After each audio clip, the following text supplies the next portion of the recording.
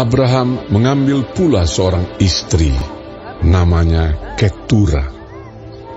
Perempuan itu melahirkan baginya Zimran, Yoksan, Medan, Midian, Isibak, dan Suah.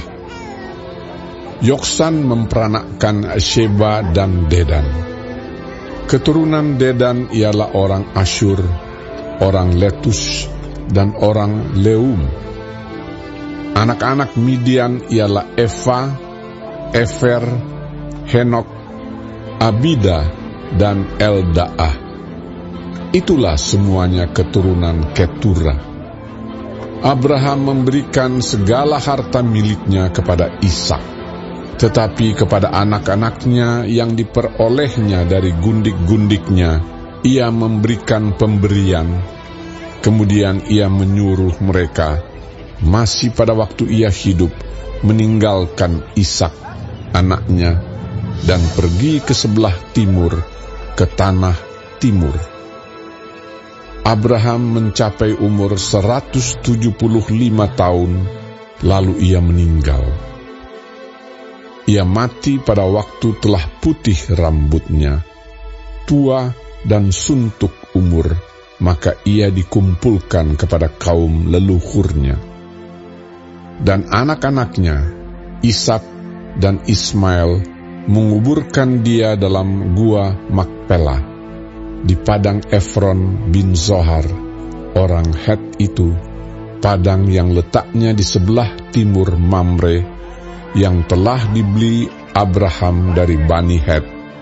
Di sanalah terkubur Abraham dan Sarah istrinya. Setelah Abraham mati, Allah memberkati Ishak, anaknya itu, dan Ishak diam dekat sumur Lahai Roi. Inilah keturunan Ismail, anak Abraham yang telah dilahirkan baginya oleh Hagar, perempuan Mesir, hamba Sarah itu. Inilah nama anak-anak Ismail, disebutkan menurut urutan lahirnya: Nebayot, anak sulung Ismail, selanjutnya Kedar, Adbeel, Mibsam, Misima, Duma, Masa, Hadad, Tema, Yetur, Nafis, dan Ketma.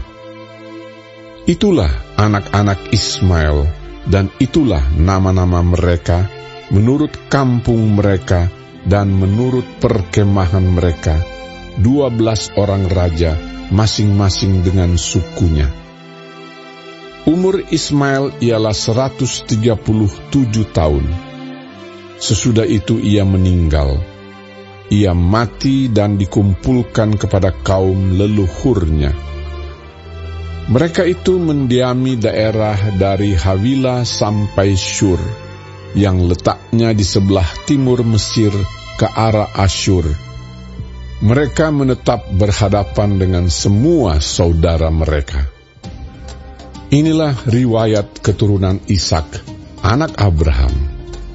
Abraham memperanakkan Ishak, dan Ishak berumur 40 tahun ketika Ribka, anak Betuel, orang Aram dari Padan Aram, saudara perempuan Laban, orang Aram itu, diambilnya menjadi istrinya. Berdoalah Ishak kepada Tuhan untuk istrinya, sebab istrinya itu mandul.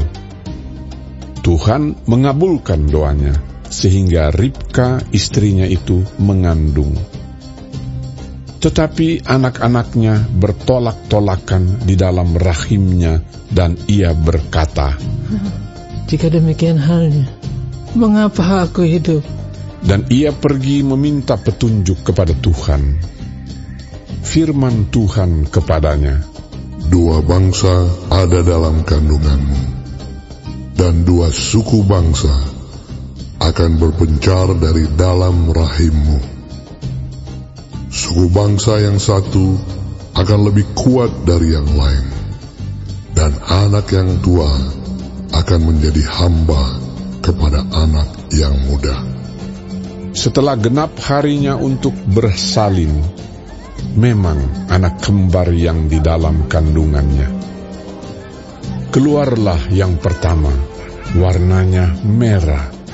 Seluruh tubuhnya seperti jubah berbulu. Sebab itu ia dinamai Esau. Sesudah itu keluarlah adiknya. Tangannya memegang tumit Esau. Sebab itu ia dinamai Yakub. Ishak berumur 60 tahun pada waktu mereka lahir. Lalu bertambah besarlah kedua anak itu. Esau menjadi seorang yang pandai berburu, seorang yang suka tinggal di padang. Tetapi Yakub adalah seorang yang tenang, yang suka tinggal di kemah. Ishak sayang kepada Esau, sebab ia suka makan daging buruan. Tetapi Ribka kasih kepada Yakub. Pada suatu kali, Yakub sedang memasak sesuatu, lalu datanglah Esau dengan lelah dari padang. Kata Esau kepada Yakub, "Berikanlah kiranya aku menghirup sedikit dari yang merah-merah itu, karena aku lelah." Itulah sebabnya namanya disebutkan Edom. Tetapi kata Yakub, "Jualah dahulu kepadaku hak kesulunganmu." Sahut Esau, "Sebentar lagi aku akan mati. Apakah gunanya bagiku hak kesulungan itu?" Kata Yakub, "Bersumpahlah dahulu kepadaku." Maka bersumpahlah ia kepada Yakub, dan dijualnyalah hak kesulungannya kepadanya. Lalu Yakub memberikan roti dan masakan kacang merah itu kepada Esau. Ia makan dan minum, lalu berdiri dan pergi.